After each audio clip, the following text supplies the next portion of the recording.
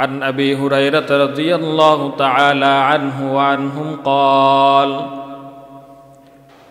قال رسول الله صلى الله عليه وسلم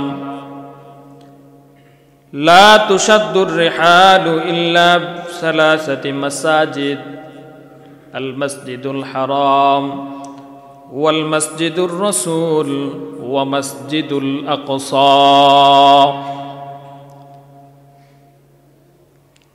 নবীজি সাল্লাল্লাহু আলাইহি ওয়াসাল্লাম বলেন,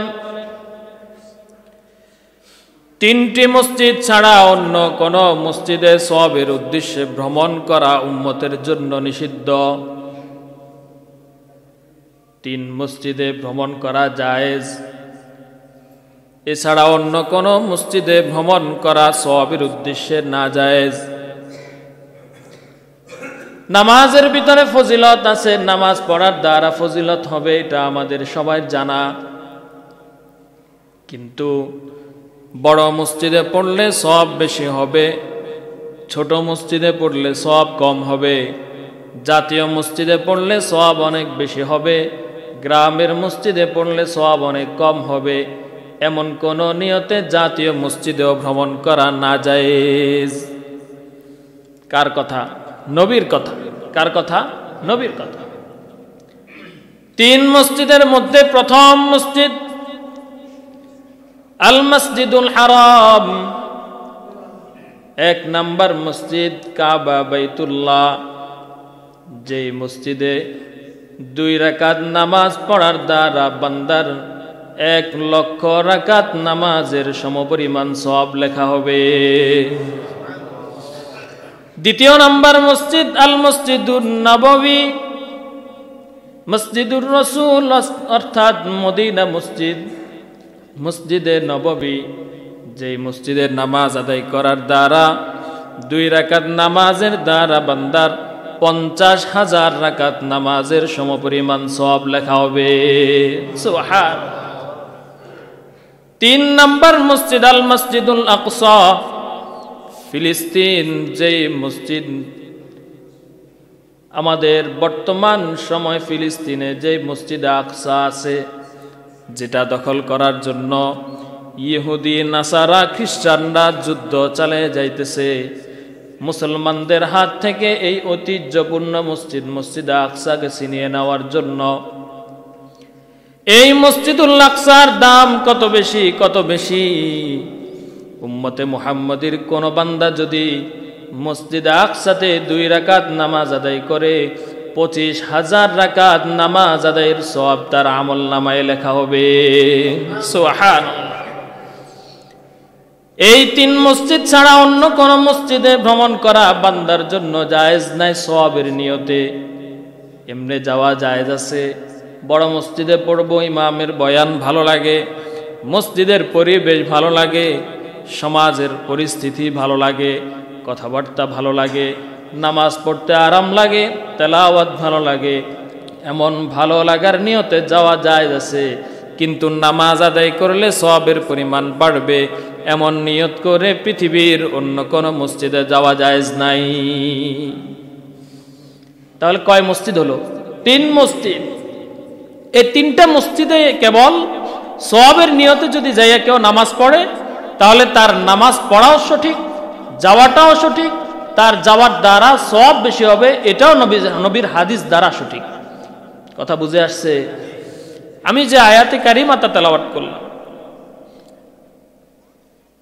সূরাতুত তাওবা 119 নম্বর আয়াত, এই আয়াতকে সামনে রেখে বিশ্বনবী আখির নবী জনাব মুহাম্মদুর রাসূলুল্লাহ সাল্লাল্লাহু আলাইহি ওয়াসাল্লামের অসংখ্য অগণিত হাদিস থেকে একটিখানি হাদিস সহিহ মুসলিমে বর্ণিত 49 নম্বর হাদিস আমি পাঠ করেছি। শিরোনাম আকারে কয়েকটা বিষয় বর্তমান প্রেক্ষাপটে আপনাদের সামনে তুলে ধরার নিয়তে আসলে এই আয়াত এবং হাদিসটা আমি তেলাওয়াত করেছি। বর্তমান সময় প্রত্যেকটা আলেম, প্রত্যেকটা দিন দরাদি মানুষ এবং দিন বিষয়ে জ্ঞাত প্রত্যেক মানুষের জন্য প্রয়োজন, জরুরি হলো দিনের ক্ষতি হয় এমন কোনো বাতিল ফেরকা যদি আমাদের দিন নিয়া শরীয়ত নিয়া দেশের মানুষের ভিতরে অস্থিতিশীল পরিবেশ কায়েম করার পায়তারা করে, তাহলে তাদের এই পায়তারার বিরুদ্ধে জায়েজ কি কি কাজ, তারা কেন এমন করতেছে, তাদেরকে কিভাবে রুখতে হবে, এই বিষয়গুলো আমাদের সবার ইমানের দায়িত্ব হিসেবে জানা থাকার দরকার আছে না নাই? আছে। সেটা এবার আমার সমাজের হোক, জেলাভিত্তিক হোক, রাষ্ট্রীয় পর্যায়ের হোক। এখন তো গাঁও গ্রামের ইমাম খতিবদেরও জিম্মাদারি হয়ে গেছে এসব বিষয়ে আলোচনা করা। কেন? অনলাইন জগৎ অনেক আপডেট, অনেক চালু। এই জগতে এখন 1-2-তে আন্তর্জাতিক পর্যায়ের খবরগুলাও আমাদের দেশে সম্প্রচার হয়ে যায়। কথা ঠিক না বেঠিক? তাহলে আমাদের ভিতরে যেন ভুল বুঝাবুঝির কোনো সুযোগ না থাকে। এই ভুল বুঝাবুঝির সুযোগ হওয়ার আগেই যদি এলাকার ইমাম খতিব নির্দিষ্ট বিষয়ে আমাদেরকে অবগত করে ফেলেন, তাহলে আমাদের দ্বারা দ্বীনের এই বিষয়গুলা, দেশের এই পরিস্থিতিগুলা বুঝা সহজ হবে না কঠিন হবে? সহজ হবে। এজন্য আমি সংক্ষেপে শুধু এতটুকু বলি, বর্তমানে যেই চলমান ইস্যু, তাবলীগের ভিতরে যেই দুইটা দলের দ্বন্দ্ব এবং এটা যে কত প্রকট আকার ধারণ করেছে, যার কারণে মারামারি পর্যন্ত হইয়া 4 জন মানুষ নিহত হইয়া শাহাদাত বরণ করছে। শুধু যে মারামারি হয়েছে তা না, মানুষ পর্যন্ত মারা গেছে। এটা কিন্তু চারটিখানি কথা না। তো এখন এই পরিস্থিতির উপরে যদি একটু আলোচনা না করা হয়, তাহলে কিন্তু আমাদের ভিতরে একটা ভুল ধারণা থেকে যায়। এত সমস্যা কেন বাঁচবে? বাজার কি দরকার? যেহেতু সমস্যায় বাঁচবে, তো দোনো দলকে নিষিদ্ধ করে দেওয়া হোক, এমন স্লোগান, এমন মন মানসিকতা আমাদের ভিতরে আসতে পারে। আসাটা স্বাভাবিক।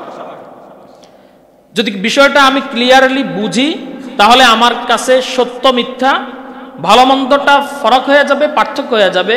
তখন আমি বিষয়টা বুঝলে, অনুধাবন করলে, তখন সত্যটা আমি জানবো, সমস্যাটা কোথায় সেটা আমি ধরতে পারবো, বিবেচনা করার সুযোগটা আমার থাকবে। তাবলীগ প্রতিষ্ঠা কোথায়, কবে, কার মাধ্যমে হয়েছে, এটা শুধু একটু আমি আপনাদের সামনে বলি। আপনারা কি আমার কথা রাগ করতেছেন? 1966 সালে বর্তমান যে তাবলীগ আমাদের সমাজে আছে, এই তাবলীগের ধারাবাহিকতা সূচনা হয়েছে।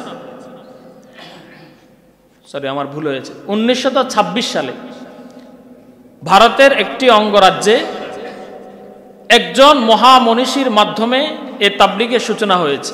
1900 কত সাল? 26। কয় বছর হয়েছে এখন? প্রায় 100। প্রায় 100, মানে 25 শুরু হলে আর 1 বছর বাকি, মানে 98 ধরা যায়। প্রায় 100 বছর যাবৎ এই তাবলীগের কাজটা আমাদের দেশে পরিচালিত হচ্ছে। যখন অখণ্ড ভারত ছিল, যখন কি ছিল? অখণ্ড ভারত। তখন কি ভারত কি পাকিস্তান বাংলাদেশ ভাগ হয়েছে? না না, অখণ্ড ভারতে তাবলীগ প্রতিষ্ঠা হয়েছে 1926 সালে। কার মাধ্যমে? হযরত ইলিয়াস কান্দলবী রহমতুল্লাহি আলাইহির মাধ্যমে, যিনি দারুল উলুম দেওবন্দের, অর্থাৎ বর্তমান সময়ের সুপ্রসিদ্ধ কওমি মাদ্রাসাগুলোর যেই গোড়া হেড ভারতের দারুল উলুম দেওবন্দ, ওই দারুল উলুম দেওবন্দের প্রসিদ্ধতম একজন ছাত্র এবং একজন প্রসিদ্ধতম আলেম ছিলেন। হযরত মাওলানা ইলিয়াস কান্দলবী রহমতুল্লাহ আলাইহির হাত ধরে তাবলীগের সূচনা হয়।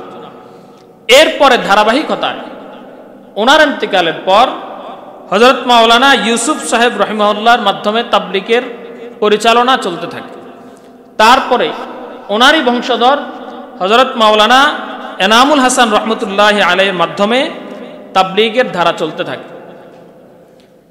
এরপরে 3 পুরুষ অতিবাহিত হওয়ার পর একটা বংশ পরম্পরার ভিতরে ভাটা পড়ে যায়। এটা আমার কথা না, ঐতিহাসিকগণের কথা। একটা কথা, এটা অন্যদিকের কথা, তবু আপনাদেরকে বলে দিচ্ছি। যেই কোনো বংশ, চৌধুরী বংশ হোক, জমিদার বংশ হোক, পাটোয়ারি বংশ হোক, সওদাগর বংশ হোক, যেই বংশ যেই নামে প্রসিদ্ধতা লাভ করেছে যেই কাজের দ্বারা, ওই কাজের মাধ্যমে ওই বংশের ধারাবাহিকতা চলে, কিন্তু এই ধারাবাহিকতা 3 পুরুষ পর্যন্ত ভালো চলে, তারপরে আর কি চলে না, এই ধারাবাহিকতা আর টিকে থাকে না। বুঝতেছেন না মনে আমার কথা? 3 পুরুষ বুঝেননি? আমি আমার পরিচিতির উপরে আমার বংশ কি হয়েছে, একটা নামে প্রসিদ্ধতা লাভ করছে, বা একটা বৈশিষ্ট্যতার উপরে আমার বংশ উঠে দাঁড়াইছে। আমার ইন্তেকালের পরে হয়তো আমার ছেলেরা এটাকে কি রাখবে, মোটামুটি বাবার একটা সম্পদ হিসাবে এটাকে ধরে রাখবে। তারপরে বাবাদের উপরে কাজটা অর্পণ করার পরে নাতিদের যখন সিরিয়াল আসবে, নাতিরা দাদার একটা বংশ হিসাবে এটা মোটামুটি টিকাইয়া ধরে রাখবে। কিন্তু দাদার পরে বাবা, বাবার পরে নাতি, নাতির পরে যখন এবার নাতির ঘরের সন্তান আসে, তখন এই দাদা কিন্তু আর ওই ছেলের ওই সন্তানের কোনো কাজে আসে না। এমনকি এমনও নাতির ঘরে পুতি আছে যারা দাদার নামটা পর্যন্ত জানে না। এমন আছে না নাই? আরে নাতিরাও তো জানে না, পুতির কথা তো বাদে দিলাম। এই যে পুতি যে তার দাদার এই বৈশিষ্ট্যটা ধরে রাখবে, কিভাবে রাখবে? নাতি না দাদারটা ধরে রাখছে, দাদা আমার দাদা এই নামের উপরে ধরে রাখছে একটা সম্মানের জায়গা থেকে। কিন্তু পুতি তো আর বলে না যে উনি আমার দাদা, তো হে দাদা মনে করে মানে ওই ব্যক্তির ছেলেকে, তো ওই ছেলের উপরে আরেকটা যে বাবা আছে এটা তার আর দরকার হয় না। এজন্য ওই বংশটা সে ধরে রাখারও আর কি মনে করে না, প্রয়োজন মনে করে না। এজন্য প্রত্যেকটা বংশ এবং প্রত্যেকটা গোষ্ঠীর যেই একটা ভালো মন্দের সিরিয়াল থাকে, এটা কয় পুরুষ পর্যন্ত থাকে? 3 পুরুষ। 3 পুরুষের পরে এটার একটা ভাটা পড়ে যায়, এটার ভিতরে একটা বাধা চলে আসে, এটা আর সামনের দিকে অগ্রসর হয় না। যদিও হয় সেটা অর্থ সম্পদ থাকলে ওই কেন্দ্রিক যাইয়া মোটামুটি একটা সম্পদ দখলের মাধ্যম বানাইয়া হয়, এছাড়া কিন্তু আর অন্য কোনো কারণে হয় না। হযরত এনামুল হাসান রহমতুল্লাহ আলাইহি ছিলেন 3য় পুরুষ। উনি চলে যাওয়ার পর তাবলীগের এই পুরা বৃহৎ এই দলটাকে পরিচালনার জন্য বিশ্বব্যাপী যেই পরিচালনার দায় দায়িত্ব দেওয়া দরকার, এমন ব্যক্তির অভাব হযরত ইলিয়াস কান্দলী রহমতুল্লাহ আলাইহির বংশের ভিতরে দেখা দিল। এজন্য অখণ্ড ভারতের ভিতরে যখন এই তাবলীগের প্রতিষ্ঠা হয়েছে, পরবর্তীতে যখন ভারত ভাগ হয়ে গেছে, তখন পাকিস্তান, বাংলাদেশ এবং ভারতের মুসলমানদেরকে মিলাইয়া যারা এই তাবলীগের পিছনে ভালো মেহনত করেছেন, মুরব্বীদের সাথে সুসম্পর্ক ছিল, ওনাদের দ্বারা একটা শুরা কমিটি গঠন করা হয়, একটা কমিটি গঠন করা হয় যার মাধ্যমে পুরা দলটাকে পরিচালনা করা হবে। একক হাতে যেহেতু সম্ভব না, তাহলে এই শুরার মাধ্যমে কি করা লাগবে? একটা কমিটির মাধ্যমে এটাকে পরিচালনা করা লাগবে। এজন্য পাকিস্তান, ইন্ডিয়া, বাংলাদেশ মিলাইয়া মোটামুটি একটা শুরা গঠন করা হয়েছে তাবলীগকে পরিচালনা করার জন্য। কিন্তু ওই যে বললাম, সম্পদ যদি থাকে আর যদি সুনাম সুখ্যাতি ধরে রাখার ইচ্ছা থাকে, তাহলে কিন্তু বংশের ভিতরে কেউ যদি একবারে নালায়েকও হয়, জাহেলে মোরাক্কাব হয়, অযোগ্য হয়, সেও কিন্তু দাবি করে যে আমি অমুক বেড়ার নাতি, অমুক বেড়ার পুতি। এটা কেন দাবি করে? যদি তার থেকে সম্পদ ব্যয় হওয়ার আশঙ্কা থাকে তাহলে আর দাবি করে না, কিন্তু যদি সম্পদ পাওয়ার আশঙ্কা থাকে তাহলে কি করে? সে তার 3 পুরুষ পর্যন্ত দাবি করে বসে থাকে। এখানেও তাই বাজে। সুপ্রসিদ্ধতা, শহুরত এবং বিরাট একটা দলকে পরিচালনা করার গুরু দায়িত্ব যখন শুরার হাতে চলে গেল, তখন বংশ পরম্পরা ব্যক্তিদের ভিতরে একটা কোন্দল তৈরি হলো যে কি ব্যাপার, আমাদের বংশধারা এইভাবে চলে আসছিল, এখন আমাদের হাতে আর নেতৃত্বটা থাকলো না, তাহলে তো আর এটা হলো না। এই নেতৃত্বের লোভে হযরত সাদ কান্দলবি দামাত বারাকাতুহুম তিনি এই নেতৃত্ব গ্রহণ করার দাবি নিয়ে নিজেকে আমির, বংশ পরম্পরা হিসাবে নিজেকে আমির দাবি করে শুরার যে পরিচালনার দায়িত্ব যেভাবে দেওয়া হয়েছিল এটাকে তিনি অস্বীকৃতি জানালেন, এটাতে তিনি বিক্ষেপ করলেন না, এটাকে তিনি বাদ দিয়ে দেওয়ার পরিকল্পনা করে ফেললেন একক আমিরত্ব রাজত্ব কায়েম করার জন্য। তাতেও কোনো অসুবিধা নাই, যদি পরিচালনার পূর্ণ অভিজ্ঞতা যোগ্যতা ওনার থাকে, পরিচালনা করতে কোনো অসুবিধা আছে না। কিন্তু ওনার পরিচালনা করতে গিয়ে যখন দেখা গেল তাবলীগের বিশাল এই দাওয়াতি বিশ্বব্যাপী কাজের ভিতরে ওনার কিছু কথাবার্তা, ওনার কিছু দ্বীনি ব্যাপারে অজ্ঞতা এবং কিছু উদ্ভব কথাবার্তা ওনার বলার দ্বারা শুরা এবং আলমী যেই বিশ্বব্যাপী যে ওলামায়ে কেরাম আছেন, বড় বড় স্কলারগণ, তাবলিগের ভিতরে বাহিরে সবাই একযোগে একথা বলতে বাধ্য হলেন যে উনি এই মকবুল জামাত তাবলিগের এই দলটাকে পরিচালনা করার যোগ্যতা উনি রাখেন না। অতএব ওনাকে যেভাবে বাদ দেওয়া যাবে ওইভাবে বাদ দিয়া শুরার হাতে, যোগ্য আলেমদের হাত দিয়ে তাবলিগটাকে পরিচালনা করতে হবে, যেন ফিতনার আশঙ্কা না থাকে। উনি এটা মানলেন না। এখন কথা হলো যে আমাদের দেশে এটার প্রভাব কিভাবে আসলো, আর ওনার বা কি কি দোষগুলোর কারণে ওনাকে আমিরত্ব বংশ পরম্পরা হিসেবে দেওয়া যাবে না, অন্যান্যরা পালন করতে হবে, ওনার দোষগুলো আসলে কি? দোষ কিন্তু আসলে ওলামায়ে কেরাম বলেন আর আহলে হক দিনদার মুত্তাকি আলেম ওলামারা বলেন, ওনারা কিন্তু কখনো জাগতিক কোনো অর্থ সম্পদের দিকে তাকাইয়া কারো সাথে বিদ্রুপ করেন না। পারিবারিকভাবে ভিন্ন, কিন্তু রাষ্ট্রীয়ভাবে দিন ধর্মের ব্যাপারে আসলে আলেমদের বিরোধিতা বা ওনারা এটার একটা প্রতিবাদ করেন। এছাড়া অর্থ সম্পদ নিয়ে রাস্তাঘাটে কি করেন না, প্রতিবাদ করেন না। যখন দিনের ব্যাপারে এসে এখানে ভাটা পড়ল, অযোগ্যতা দেখা দিল, তখন ওনারা মাঠে নামলেন। বর্তমানে বাংলাদেশে যে তাবলিগের যে সমস্যাগুলো আমাদের সামনে স্পষ্ট, এই স্পষ্ট সমস্যাগুলোর ভিতরে আসল সমস্যা হলো যখন তাবলিগের মূল কেন্দ্র হযরত ইলিয়াস সাহেব রহমতুল্লাহ আলাইহি থাকতে নিজামুদ্দিন, দিল্লির নিজামুদ্দিন থেকে তাবলিগের বিশ্বব্যাপী পরিচালনা হতো। বংশ পরম্পরা হিসেবে সাদ কান্দলবি নিজামুদ্দিনের একজন কঠিন বা কি বলে শক্ত পদের একজন ব্যক্তি ছিলেন। উনি ওনার জায়গাটা ছাড়লেন না, ওনার জায়গাটা উনি ধরে রাখলেন। কেউ থাকলে থাকবে, না থাকলে না থাকবে, এখানে থাকলে আমাকে মানতে হবে, আমাকে না মানলে এখান থেকে বের হয়ে চলে যেতে হবে। তখন ওলামায়ে কেরাম চিন্তা করলেন, জায়গা দিয়ে তো আর ইসলাম নির্ধারণ করা হবে না। এটা কি বাইতুল্লাহ আর মসজিদে নববী আর মসজিদে আকসা, যে জায়গাটাই পবিত্র, এখানেই এই কাজটা করতে হবে, এছাড়া অন্য কোথাও করা যাবে না, এমন কি কোনো বিষয় আছে? না। এজন্য আমি প্রথমে আপনাদের সামনে তিনটা জায়গার বিশেষত্ব হিসাবে বর্ণনা করেছি।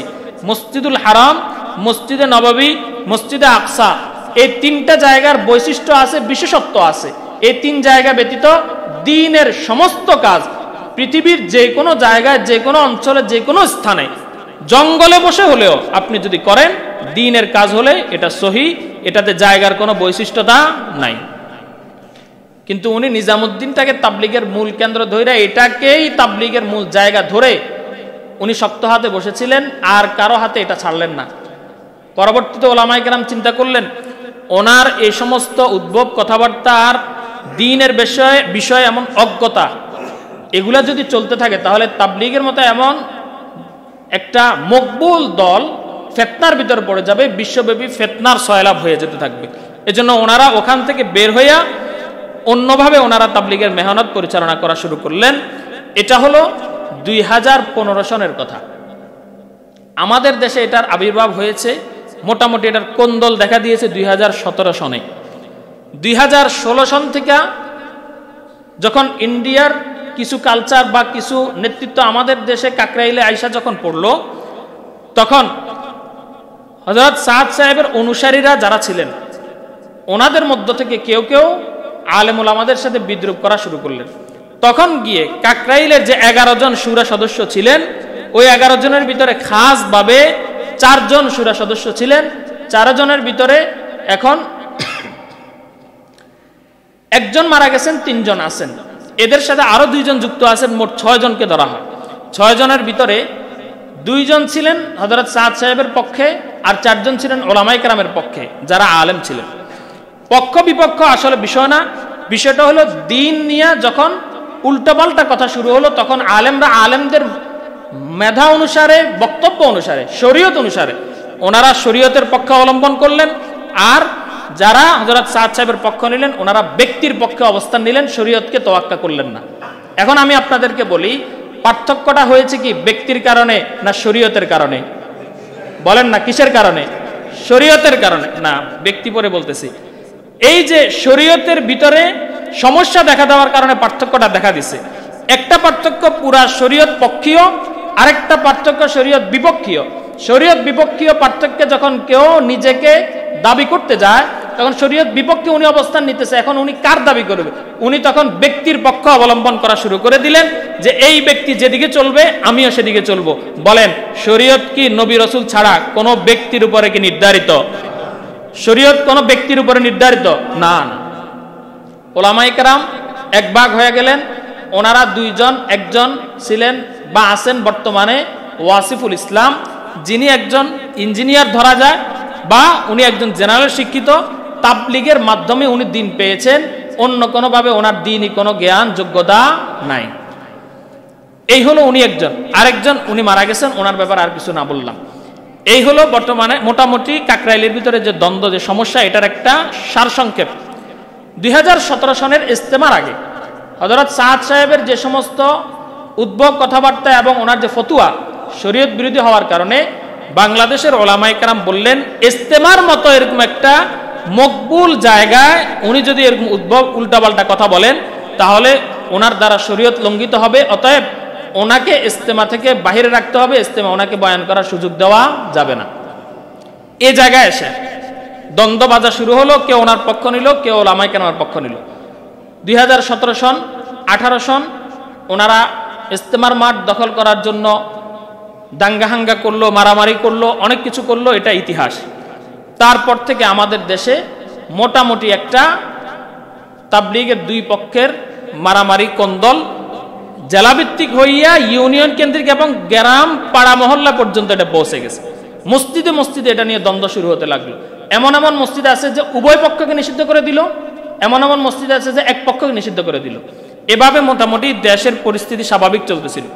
এখন আইসা যে পরিস্থিতি দেখা দিল, যে একটা সন্ত্রাসী কার্যকলাপ হইয়া হতাহতর ঘটনা ঘটার সাথে সাথে মানুষ 4 জন মারা পর্যন্ত গেল। এখন কি আর এটা স্বাভাবিক বিষয় আছে? এখন আইসা আমি আপনাদের সামনে শুধু ওনার কিছু ভুল আমি আপনাদের সামনে স্পষ্ট করে দিচ্ছি, যেন শরীয়তের পক্ষ বিপক্ষ আপনারা নিজেরাই বাছাই করতে পারেন। হযরত সাদ সাহেব দামাত বারাকাতুহুম আলেম মানুষ, এজন্য যোগ্যতার খাতিরে ওনাকে সম্মানের সাথে বলতে হবে অবশ্যই। ওনার তাবলীগের 6 উসুলের ভিত্তিতে তাবলীগ আলারা কাজ পরিচালনা করেন। নাম্বার 1 কালিমা, নাম্বার 2 নামাজ, নাম্বার 3 ইলম, নাম্বার 4 জিকির, ইলম ও জিকির, নাম্বার 4 ইকরামুল মুসলিমিন, নাম্বার 5 সহিহ নিয়ত, নাম্বার 6 দাওয়াত ও তাবলীগ। এই 6টা উসুলের ভিত্তিতে তাবলীগের কাজগুলো পরিচালনা হয়। আওয়ামদের জন্য এই 6 কথার বাহিরে দ্বিতীয় আর কোনো কথা বলার সুযোগ নাই। আলেমদের জন্য এই 6 কথার ভিতরে, শরীয়তের ভিতরে রাইখা আলেমদের আরো অন্যান্য কথা বলার সুযোগ দেওয়া আছে, আলেমদের জন্য, আওয়ামদের জন্য না। এখন উনি যে সমস্ত কথাগুলা এই 6 উসুলের বাহিরে গিয়াও শরীয়ত বিরোধী কথাগুলো বলেছেন, সেগুলোর একটা শিরোনাম ধারাবাহিক আমি আপনাদেরকে শুধু শুনায় দিব, আপনারা এখান থেকে বিবেচনা করে নেবেন। 1 নাম্বার, উনি একক তন্ত্র কায়েম করার জন্য নিজেকে আমির হিসাবে দাবি করে থাকেন। একক রাজত্ব কায়েম করার জন্য নিজেকে কি হিসাবে দাবি করেন? আমির হিসাবে দাবি করেন। এ বিষয়ে ওনার এমন বক্তব্য আছে যে তিনি বলেন, আল্লাহর কসম, আমি হলাম তোমাদের আমির, আর যদি আমাকে কেউ আমির না মানো তাহলে সে জাহান্নামী হবে। নাউযুবিল্লাহি মিন যালিক। ওনাকে আমির না মানলে জাহান্নামী হবে। যাক, শিরোনাম বলবো, সময় কম। তিনি কয়েকবার নিজামুদ্দিন মার্কাজে এমন আমির না মানার কারণে অনেক ব্যক্তির বিরুদ্ধে উনি কঠোর অবস্থান নিয়ে তাদেরকে মারধর পর্যন্ত করেছিলেন। আমাকে আমির মানলে নিজামুদ্দিনে থাকো, নতুবা থাকার দরকার নেই, এখান থেকে বের হয়ে চলে যাও, না চাইলে তোমরা মার খেতে হবে। 2015 সালের নভেম্বরে রায়বেন্ড ইজতেমা, ভারতের একটি জায়গায় রায়বেন্ড ইজতেমায়, ওখানে অনুষ্ঠিত ইজতেমার ভিতরে ওলামায়ে কেরাম ওনার কাছে যাইয়া আবেদন করলেন যে শুরা যেভাবে চলতেছে এভাবে চলতে দেন, আপনি একক আমির দাবি করার দরকার নাই, তাবলীগ সবার মাধ্যমে, আলেম ওলামাদের মাধ্যমে ভালোভাবে চলুক। কিন্তু তিনি তখনও বলেছেন যে আমাকে যদি কেউ আমির মানতে অশিক্ষিত জানা, সে নিজামুদ্দিন থাকার কোনো অধিকার নাই। এভাবে তিনি দাবি কইরা নিজামুদ্দিন থেকে, যেখান থেকে উনি ছোট থেকে বড় হয়েছেন, মাদ্রাসার মক্তব থেকে পুরা ঊর্ধ্বতন ক্লাস পর্যন্ত উনি যাদের কাছে পড়েছেন, ওই উস্তাদদেরকে পর্যন্ত উনি মেরে নিজামুদ্দিন থেকে বাহির করে দিলেন নিজের আমিরত্ব টিকানোর জন্য। 1 নাম্বার, এটার প্রমাণ কি? দাওয়াত ও তাবলীগ ডক্টর আব্দুল হান্নান সাহেবের লিখিত একটা কিতাব আছে, উনি লিখেছেন, এটার প্রায় 13 নম্বর পৃষ্ঠায় এই কথাটা উল্লেখ আছে। দ্বিতীয় নম্বর, শুরা হিসেবে দল পরিচালনা করা, এটা কোনো আওয়াম মানুষ, পৃথিবীর মানুষের তৈরি করা কোনো বিষয় না। শুরা গঠন করে, অর্থাৎ একটা কমিটি গঠন করে একটা দল পরিচালনা করা, এটা মানুষের বানানো কোনো কথা না। এটা আল্লাহ তাআলার সূরা ইমরানে বর্ণিত 159 নম্বর আয়াতে কারিমারই একটা অংশ।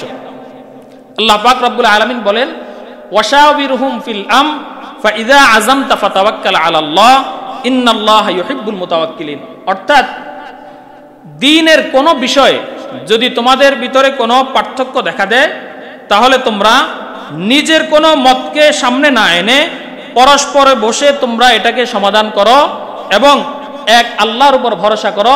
ইন্নাল্লাহা ইউহিব্বুল মুতাওয়াক্কিলিন। আর যারা আল্লাহর উপরে ভরসা করে তাদেরকে আল্লাহ তাআলা ভালোবাসেন। বলেন, এটা কার কথা? আল্লাহর কথা। এটা হলো সূরার কথা, আল্লাহ পাকের পক্ষ থেকে বর্ণিত। আল্লাহ পাক এই সূরাকে মানার জন্য আল্লাহ পাক নিজে নির্দেশ করেছেন। অতএব সূরার মাধ্যমে দল গঠন করা, এটাই হলো শরীয়ত অন্তর্ভুক্ত। একক রাজত্ব কায়েম করে, এটা শরীয়ত অন্তর্ভুক্ত নয়। আমি কথা শেষ করে দিচ্ছি। দ্বিতীয় নাম্বার, হযরত মাওলানা সাহেব সাহেব বলেছেন, মসজিদে ইমানের আসর কায়েম করা ফরজ। অর্থাৎ উনি বলতে চেয়েছেন, মসজিদের বাহিরে দ্বীনের অন্য কোনো বিষয়ে যদি কেউ কথা বলে, দাওয়াত দেয়, তাহলে সেখানে কোনো হেদায়েত নাই। মসজিদে একমাত্র দ্বীনি বিষয়ে কথা বলতে হবে, মসজিদে বলাটা ফরজ। বলেন, নবীজি কি সব কাজ কি মসজিদে করছেন? আমরা কি ওয়াজ মাহফিল যা করি সবকিছু কি মসজিদে করি? তো মসজিদে সবকিছু ফরজ বানায় করলে তো এটা মসজিদে করতে হবে। এটা তো ফরজ না, মসজিদে করা উত্তম। মসজিদ ছাড়াও বাহিরে করলে কি আছে? জায়েজ আছে। কোন শরীয়তের ফরজ বিধান যদি শরীয়তে ফরজ না করা হয়, এটাকে যদি আপনি ফরজ বানান, তাহলে শরীয়তে বাড়াবাড়ি হলো না? তাহলে এটা আল্লাহর হুকুমের উপরে আপনি একটা হুকুম করলেন, এটা কিন্তু শরীয়তে জায়েজ নাই।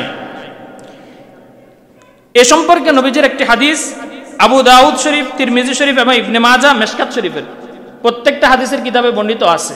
নবীজি বলেন, আল আরদু কুল্লুহা মসজিদুন ইল্লাল মাকবারা ওয়াল হাম্মাম।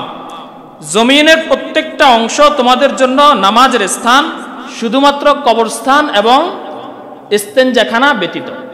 শুধুমাত্র কবরস্থান এবং ইস্তেঞ্জাখানা ব্যতীত জমিনের প্রত্যেকটা অংশ নামাজের স্থান।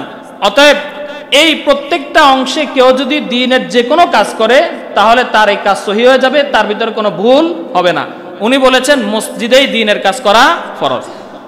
3 নাম্বার, হযরত মুসা আলাইহিস সালাম নিজের জাতির মধ্যে দাওয়াতের কাজ ছেড়ে দিয়ে আল্লাহ তাআলার সঙ্গে কথা বলার জন্য নির্জনে তিনি চলে গেছেন, যার কারণে 5,88,000 বনি ইসরাইল গুমরাহ হয়ে গেছে, অর্থাৎ মুরতাদ হয়ে গেছে। বলেন নাউযুবিল্লাহি মিন যালিক। উনি আল্লাহর সাথে দেখা করার জন্য নির্জনে গেছেন, এজন্য ওনার উম্মত বনি ইসরাইল গুমরাহ হয়ে গেছে। বলেন, কথাটা কি সঠিক হয়েছে? না, আল্লাহর সাথে কথা বলতে গেছেন, এটা আল্লাহর হুকুম। উনি ওখানে ছিলেন, এদিকে তারা গুমরাহ হয়ে গেছে, এটা কি ওনার দোষ? এই ব্যাপারে আমি বিগত এক জুমায় কথা বলেছি, এজন্য আর বিস্তারিত বললাম না। চতুর্থ, সাদ সাহেবের মতে তাবলীগের 6 নাম্বার, যে 6টা উসুল বললাম, এই 6 নাম্বারের বাহিরে কোনো কথা বলা যাবে না। এই 6 নাম্বারটাই প্রকৃত ইসলাম। যে ব্যক্তি এই 6 নাম্বারকে পূর্ণ দ্বীন মনে করবে না, সে হলো ওই ব্যবসায়ীর মতো, যে ব্যবসায়ী নিজের বানানো দধিকে সে টক বলে বেড়ায়। এমন ব্যবসায়ী কখনো সফল হতে পারে না। বলেন, তার এই কথা কি সঠিক? আমরা আহলে হক উলামায়ে কেরাম কি বলি? দ্বীনের কথা কি? 6 নাম্বার হলো দ্বীনের ভিতরে কিছু উসুল, এটাই যে দ্বীন এমন কোনো কথা না। কারণ 6 নাম্বারে দ্বীনের প্রকৃত এটাই দ্বীন, এমন কথা বলা জায়েজ হবে না, কারণ 6 নাম্বারের ভিতরে পূর্ণ দ্বীন নাই। কিন্তু উনি বলতেছেন এই 6 নাম্বারটাই পূর্ণ দ্বীন, এর বাহিরে কোনো দ্বীনের কোনো আর বিষয় নাই। তাবলীগের 6 উসুলের ভিতরে এমন কিছু বিষয় আছে যেগুলা এই 6 উসুলের ভিতরে নাই। অনেক বিষয় আছে শরীয়তের যেগুলো এই 6 উসুলের ভিতরে নাই। এই 6 উসুলের ভিতরে কি কি আছে উল্লেখ করা, এগুলো আছে, এর বাহিরে আর কিছু নেই। 5 নাম্বার, এবার শুনেন, ক্যামেরা মোবাইল পকেটে থাকলে নামাজ হবে না। ক্যামেরাযুক্ত মোবাইল দেখে দেখে যদি কেউ কোরআন পড়ে, তাহলে সেই কোরআন পড়া হারাম হবে, এতে কোরআনের অবমাননা হয়। এই কারণে কোনো সওয়াব হবে না। যেসব আলেম বলে যে ক্যামেরা মোবাইলে কোরআন পড়া বৈধ, তারা হলো উলামায়ে সু, অর্থাৎ গুমরাহ আলেম। বলেন নাউজুবিল্লাহি মিন যালিক। ক্যামেরা মোবাইলে কোরআন পড়া জায়েজ আছে না নাই? আছে। আপনারা মনে সন্দেহ পড়ে গেছেন। ক্যামেরা মোবাইল পকেটে রাখা নামাজ পড়া হারাম। আপনাদের পকেটে ক্যামেরা মোবাইল নাই? এটা রাখা কি নামাজ পড়া হারাম? এমন ফতুয়া কি কেউ দিছে? না, এমন কোনো ফতুয়াও নাই, এমন কোন শরীয়তের কোনো বিধিনিষেধও নাই। ক্যামেরা মোবাইল এটা কাজের দিক থেকে ভালো মন্দ নির্ধারণ করে, এটা পকেটের থাকা না থাকার উপরে নামাজের সাথে কোনো সম্পর্ক নাই। কিন্তু উনি বলেছেন ক্যামেরা মোবাইল পকেটে থাকলে নামাজ হবে না। যারা কোরআন দেখে ক্যামেরা মোবাইলে কোরআন দেখে দেখে পড়ে তাদের কোনো সওয়াব হবে না, এভাবে কোরআন পড়া হারাম। নাউজুবিল্লাহি মিন যালিক।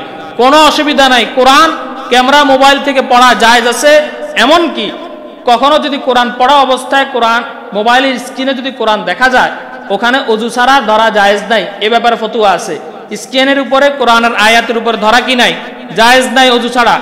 যদি ফতোয়া এটা হয় যে কোরআনের আয়াতের উপরে ওযু ছাড়া ক্যামেরা মোবাইলের টাচের উপরে স্পর্শ করা জায়েজ নাই, তাহলে পড়া জায়েজ হবে না কেন?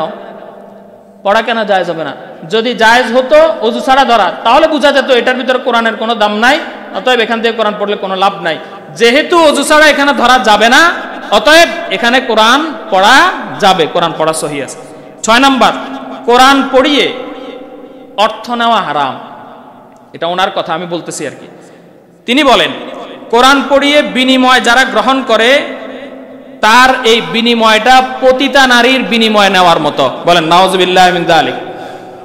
এবং এটাও বলেন পতিতা নারী এই কোরআন পড়িয়ে বিনিময় নেওয়া ব্যক্তির আগে জান্নাতে চলে যাবে। নাউজুবিল্লাহি মিন যালিক। দেখছেন কত কঠিন কথা। কোরআন পড়িয়ে টাকা নেওয়া জায়েজ নেই, এটা উনি কই পাইছেন আল্লাহ ভালো জানে। এমন কোনো ফতোয়া তো নাই। কিছু ফতোয়া আছে, কিছু মাসালা আছে কোরআন খতম করে টাকা নেওয়া জায়েজ নাই, কিছু মাসালা ভিন্ন আছে। কিন্তু কোরআনের শিক্ষা দিয়া, তালিম দিয়া অর্থ গ্রহণ করা জায়েজ নাই। এমনকি এটাকে জায়েজ নাই তো বললেন, এটাকে আবার কোথায় নিয়ে লাগাইলেন যে পতিতা একজন নারী সে নিজের অস্তিত্ব বিলাই দিয়ে যে টাকা ইনকাম করে, এই ব্যক্তির চেয়ে কোরআন পড়িয়ে যে টাকা নেয় তার চেয়ে নাকি পতিতা নারী এই টাকা উপার্জনটা জায়েজ। নাউজুবিল্লাহ। এমন এটাও বলতেছে যে এই পতিতা নারী ওই ব্যক্তির আগে জান্নাতে চলে যাবে। নাউজুবিল্লাহ। এগুলোর প্রত্যেকটা কি বলে দলিল আছে। ওনার এই বক্তব্যগুলো প্রকৃতপক্ষে একদম স্পষ্ট আকারে দলিল আছে। আপনারা দরকার হলে আমার এই শীটটা, আমি প্রত্যেক সপ্তাহে শীট তৈরি করি, এই শীটগুলো আপনারা আমার থেকে দরকার হলে ছাপায় নিয়ে যায়। যদি কোনো ব্যক্তি এই কথাগুলোর কোনো মিথ্যা প্রমাণ করতে পারে তাহলে ইনশাআল্লাহ এটার প্রকৃত জবাব আমি দিব। মিথ্যা কেউ প্রমাণ করতে পারেন। 7 নাম্বার, নিজামুদ্দিন থেকে যদি কোনো ব্যক্তি, অর্থাৎ তাবলীগের নিজামুদ্দিন থেকে যদি কোনো ব্যক্তি বিচ্ছিন্ন হইয়া অন্য জায়গায় গিয়ে তাবলীগের কাজ করে, তাহলে সে যেন ধর্মত্যাগ করলো, সে ধর্মত্যাগের গুনাহগার হবে। নাউজুবিল্লাহি মিন যালিক। এ বিষয়ে তার বক্তব্য হলো সাহাবায়ে কেরাম ঈমান আনার পর মদিনা থেকে ফিরে নিজের এলাকায় যাওয়াকে ইরতিদাদ ধর্মত্যাগ মনে করতেন। কাজে নিজামুদ্দিন থেকে তাবলীগের মূল কেন্দ্র থেকে বিচ্ছেদ হয়ে অন্য কোথাও গিয়ে তাবলীগের কাজ করাকে ধর্মত্যাগে বলা হবে। সাহাবায়ে কেরাম নিজেদেরকে অনুশোচনা করতেন, যায় রে মদিনা থেকে যদি সরে যায়, যদি আমাদের ঈমান হরণ হয়ে যায়। ওনারা ভয় পাইতেন, কিন্তু ওনারা ওখানে যাই মোরতাদ হয়ে গেছেন বিষয়টা এমন না। উনি বলতেছেন নিজামুদ্দিন থেকে সরে গেলে ধর্মত্যাগের গুনাহগার হবে। 8 নাম্বার, কোরআনে বর্ণিত স্পষ্ট একটা আয়াতের উনি অপব্যাখ্যা করেছেন।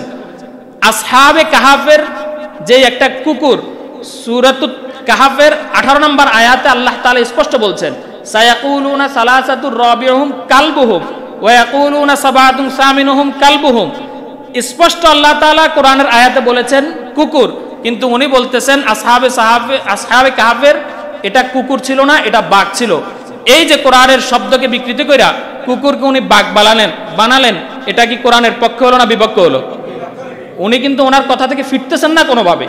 এগুলাকে উনি রদও করতেছেন না, ফিরতেছেন না, তওবা করতেছেন না, নিজের কথার উপর নিজে অটল আছেন। তারপর 9 নাম্বার, তিনি বলেন নিজামুদ্দিন হলো পৃথিবীর একটি পবিত্রতম স্থান। নাউজুবিল্লাহি মিন যালিক। নিজামুদ্দিন মসজিদ এটা পবিত্র জায়গা, কিন্তু জায়গাটা নির্ধারিত পবিত্রতম জায়গা নয়। মসজিদ পবিত্র, জায়গা পবিত্র নয়।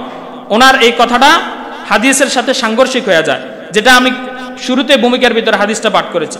10 নাম্বার, তিনি বলেন নামাজের ভিতরে যেভাবে তিনি নামাজ পড়েন আমরা নামাজ পড়ি, এভাবে নামাজ সহি না, উনি রুকু সেজদার ভিতরে যে বৈঠক হয়, দাঁড়ানো হয়, এর ভিতরে উনি নিজের থেকে বানায়া দোয়া, নতুন নতুন দোয়া পড়েন, যেগুলো হাদিসে বর্ণিত বিপরীত। হাদিসে বর্ণিত বিপরীত দোয়া যদি কেউ নামাজে পড়তে চায়, ফরজ নামাজে পড়া বৈধ হবে না, সেটা নফল নামাজে যদি কেউ পড়তে চায় আরবিতে পড়বে, বাংলাতে কোনো দোয়া করলে নামাজ আদায় হবে না। কিন্তু উনি নিজের মন গড়া দোয়া পড়েন, এ ব্যাপারে ওলামায়ে কেরাম তারগিব দেওয়ার পরেও উনি তার থেকে ফিরে আসেন নাই। এরকম অসংখ্য অগণিত অনেক কথা আছে, যেগুলো আমি আপনাদের সামনে বেশি একটা বলতে চাচ্ছি না, সময় অনেক হয়ে গেছে, আমারও কষ্ট লাগতেছে। বিভিন্ন সময় উনি মুফাসসিরিন কেরামের তাফসিরের ভিতরে নিজের একটা তাফসির বলেন যে আমার এটাই সঠিক তাফসির, বিগত কোনো তাফসিরের ভিতরে এটা কোনো সঠিকতা নাই, আমি যেটা বলতেছি এটাই সঠিক তাফসির। যে ব্যক্তি নিজের তাফসিরটাকেই সবচেয়ে বড় সঠিক বলে, সে গোমরা হওয়ার জন্য এটাই যথেষ্ট, এর বাহিরে আর কিছু করার দরকার নাই। এভাবে অসংখ্য অগণিত ওনার কথা আছে।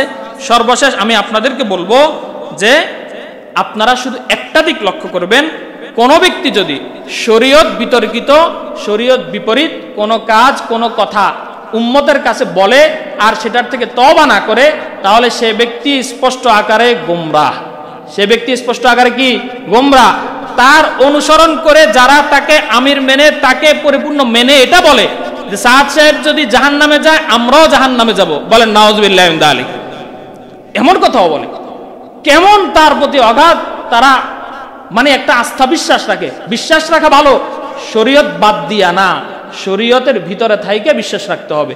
এজন্য আমি আর বিস্তারিত বেশি কিছু বলতে পারতেছি না, এতটুকু আপনাদের সামনে বলবো, ওলামায়ে কেরাম যেটার বিরোধিতা করতেছেন সেটা হলো শরীয়ত বিপরীত কাজ হওয়ার কারণে ওলামায়ে কেরাম ওনার বিরুদ্ধে অবস্থান নিয়েছেন।